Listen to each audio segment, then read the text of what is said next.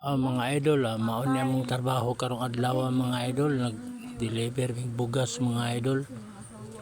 Bugas among gi-deliver karong adlaw mga idol og daghan din nga bugas among gi-deliver mga idol og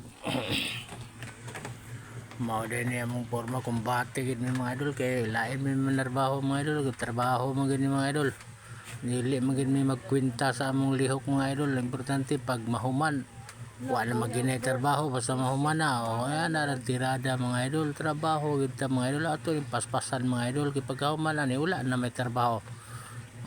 Kani raman nga assignment mo raman ni pag human ani wala naman dayon na tirada mga idol, trabaho gid ta. Kadon singo ta dia mga idol kay perting daghana ang bugas mga idol atong gi-deliver karon mga idol. Shout out sa inyong tanan, shout out.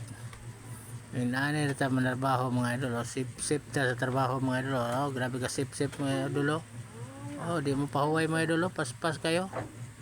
Grabe ang tawanan mga idol ba. Sila nag-ilis mga idol, kibasa na kayo sila mga idol. Karon ay naka-uniform na po doy. Mo kini uniform na to diha mga idol.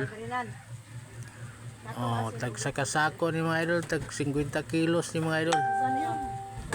50 kilos ni mga idol, bugat kini mga idol. Pero ang kauban mga idol, tag duhaon magid paglukdo mga idol.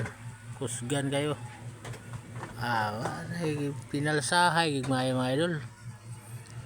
Kaya mga idol mo na tirada sa mga tirada mga idol.